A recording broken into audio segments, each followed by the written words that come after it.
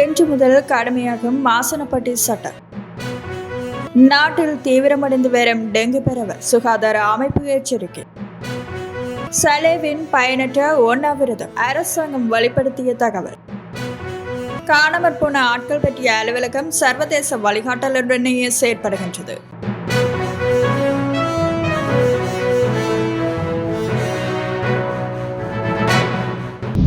ஆசனப்பட்டி சட்டம் இன்று முதல் அமல்படுத்தப்படுவதாக வீதி பாதுகாப்பு தொடர்பான தேசிய சபை தெரிவித்துள்ளது. இதற்கமைய வாகனங்களை செலுத்தும் போது ஆசனப்பட்டி அணிவது கட்டாயமாக்கப்பட்டுள்ளதுடன் அதிவேக நெடுஞ்சாலைகளில் பயணிக்கும் வாகனங்களில் உள்ள அனைத்து பயணிகளும் ஆசனப்பட்டி அணிந்திருக்க வேண்டும். வாகனங்களின் முன்னிருக்கைகளில் மட்டுமன்றி பின்னிருக்கைகளில் பயணிக்கும் பயணிகளுக்கும் ஆசனப்பட்டி அணிவதை கட்டாயமாக்குவதற்கு அரசாங்கம் நடவடிக்கை எடுத்துள்ளது. இந்த சட்டத்தை நடைமுறைப்படுத்துவதற்காக வழங்கப்பட்டிருந்த சலுகை காலம் நேற்றுடன் நிறைவடைந்துள்ளது. இதன்படியே இன்று முதல் இந்த சட்டம் கட்டாயமாக அமல்படுத்தப்படும் என வீதி பாதுகாப்பு தொடர்பான தேசிய சபை குறிப்பிட்டுள்ளது. சாதாரண வீதிகளில் பயணிக்கும் வாகனங்களின் சாரதியும் முன்னிருக்கையில் பயணிக்கும் மற்ற பயணியும் ஆசனப்பட்டி அணிவது கட்டாயமாகும். அதேவேளை அதிவேக நெடுஞ்சாலைகளில் பயணிக்கும் வாகனங்களின் சாரதி உள்ளிட்ட அனைத்து பயணிகளும் ஆசனப்பட்டி அணிவது கட்டாயமாக்கப்பட்டுள்ளது.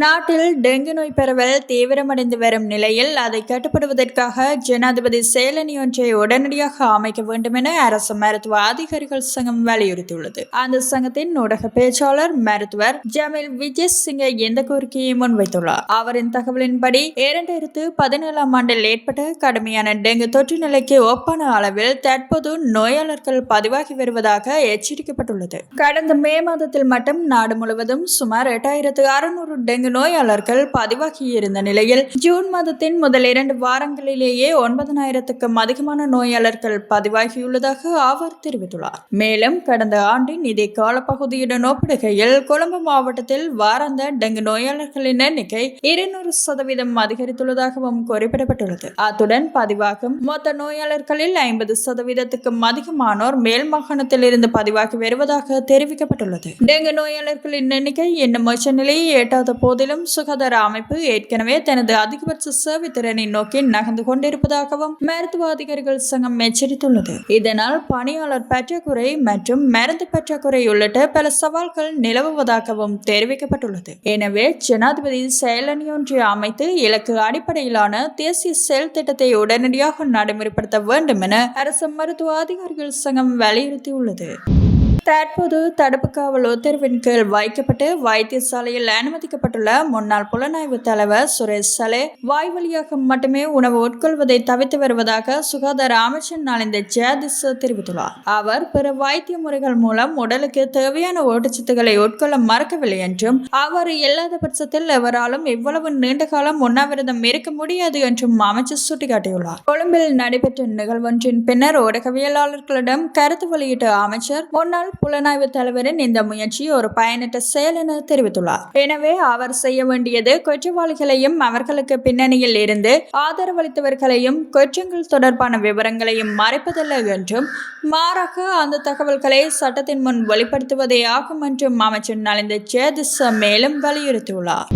காணாமல் ஆக்கப்பட்டவர்கள் தொடர்பாக 7000க்கும் மேற்பட்டவர்களின் அடிப்படை தகவல்கள் சேகரிக்கப்பட்டுள்ளதாக காணாமற் போன ஆட்கள் பற்றிய அலுவலகத்தின் ஆணையாளர் தெரிவித்துள்ளார். செம்மணி மனித புதைகுழி பகுதியை நீதி அமைச்சருடன் பார்வையிட்ட பின்னர் ஊடகங்களுக்கு கருத்து தெரிவிக்கும் போதே அவர் இவ்வாறு தெரிவித்தார்.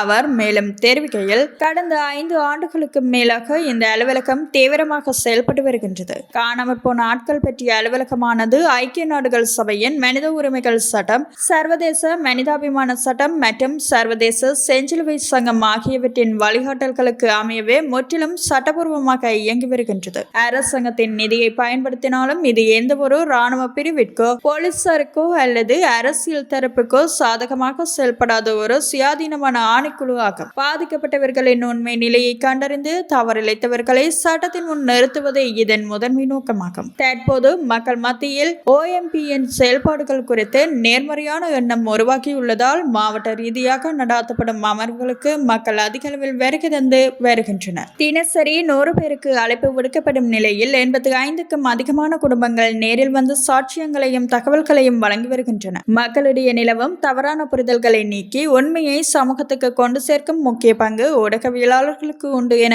அவர் மேலும் தெரிவித்தார். பதுளையிலிருந்து ஆம்பேவல வரை மாத்திரம் மட்டுப்படுத்தப்பட்டிருந்த மலையக ரயில் சேவைகள் இன்று முதல் நானுஓயா வரை நீடிக்கப்பட்டுள்ளன. நுவரெலியா மாவட்ட அபிவிருத்தி குழுவின் தலைவரும் பாராளுமன்ற உறுப்பினருமான மஞ்சுள சுரவீராராச்சி மற்றும் நானுஓயா சிரேஷ்ட மாவட்ட ரயில்வே செயற்பொறியாளர் தனுஷ்கா ஆகியோரின் தலைமையில் சமய வழிபாடுகளுடன் இந்த ஆரம்ப நிகழ்வு நடைபெற்றது. டிட்வா சூறாவளி மற்றும் மண் சரிவினால் கடுமையான பாதிப்புகளை எதிர்கொண்ட மலையக ரயில் பாதை ரயில்வே திணைக்களத்தின் கடுமையான உழைப்பினால் சீரமைக்கப்பட்டு பயணிகளின் நலன் கருதி மீண்டும் பொதுமக்களின் பயன்பாட்டுக்கு கொண்டுவரப்பட்டுள்ளது. நானுஓயா முதல் பதுளை வரையான ரயில் பாதையின் தூரம் 85 கிலோமீட்டர்கள் ஆகும் என்பதுடன் இந்த பயணத்துக்கு சுமார் 3 மணித்தியாலங்களுக்கும் 15 நிமிடங்கள் எடுக்கும் என ரயில்வே திணைக்களம் தெரிவித்துள்ளது. டெத்வா புயலின் தாக்கம் மலையக ரயில் பாதையில் எதிரொலித்ததால் மத்திய மலைநாட்டுக்கான ரயில் சேவைகள் கடுமையான பாதிப்புகளை எதிர்கொண்டிருந்தன. இதனால் பதுளையிலிருந்து ஆம்பேவல வரையான பகுதிகளுக்கு மாத்திரமே ரயில் சேவைகள் மட்டுப்படுத்தப்பட்டிருந்தன.